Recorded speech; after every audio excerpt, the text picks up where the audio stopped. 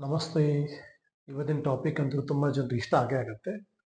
ಯಾಕಂದರೆ ಇವತ್ತು ಮಾತಾಡ್ತಿರೋದು ಮೇನ್ ಇಂಪಾರ್ಟೆಂಟು ಬ್ರೈನ್ಗೆ ಸಂಬಂಧಪಟ್ಟಂಗೆ.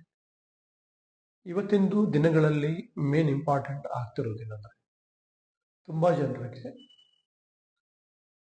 ಅಚೀವ್ಮೆಂಟ್ ಮಾಡಬೇಕು. ಮೋಸ್ಟ್ಲಿ ನ್ಯೂ ಇಯರ್ ಬಂದಮೇಲೆ ಅಚೀವ್ಮೆಂಟ್ ಮಾಡಬೇಕಂತ ಪ್ಲ್ಯಾನ್ ಮಾಡ್ತಿರ್ತೀವಿ. ಪ್ಲ್ಯಾನ್ ಮಾಡುವಾಗ ನಮಗೆ ಅಡ್ಡ ಬರ್ತಕ್ಕಂಥದ್ದು ಒಂದು ಫೈನಾನ್ಷಿಯಲ್ ಪ್ರಾಬ್ಲಮ್, ಫೈನಾನ್ಷಿಯಲ್ ಹ್ಯಾಂಡ್ಲಿಂಗ್. ಏನಾದರೂ ಕೆಲಸ ಮಾಡುವಾಗ ಕೆಲಸ ಹೇಗಾಗುತ್ತೋ ಅನ್ನೋಂಥದ್ದು ಭಯ ಇರುತ್ತೆ. ಹಾಗಂದರೆ ಆ್ಯಕ್ಚುಲಿ ನಮಗೆ ಭಯ ಬರುತ್ತೆ. ಮೆಜಾರಿಟಿ ಪೀಪಲ್ ನೋಡಿ, ನಾನು ಸಾಕಷ್ಟು ಜನರಿಗೆ ಭಯ ಬರುತ್ತೆ. ಆದರೆ ಬಹಳ ಜನ ಸಕ್ಸಸ್ಫುಲ್ ಆಗಿದ್ದಾರೆ. ಯಾಕೆ ಅಂತ ನಾನು ಸುಮಾರು ಟ್ರೈನಿಂಗಲ್ಲಿ ಅಟೆಂಡ್ ಆದಾಗ ಅರ್ಥ ಆಗಿರೋದು main important meditation very very important ಅಂತ ಹೇಳಿ.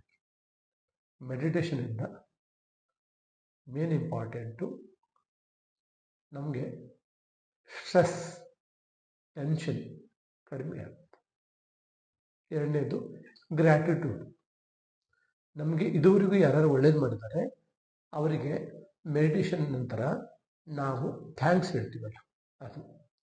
ಮೂರನೇದು, ನಮ್ಮ ಜೊತೆಗೆ ಯಾವುದೋ ಒಂದು ಶಕ್ತಿ ಇದೆ, ಆ ಶಕ್ತಿ ನಾವೇನು ಕೆಲಸ ಮಾಡಬೇಕು ಅದಕ್ಕೋಸ್ಕರ ನಮಗೆ ನಮ್ಮ ಬೆನ್ನಿಂದ ಇರುತ್ತೆ.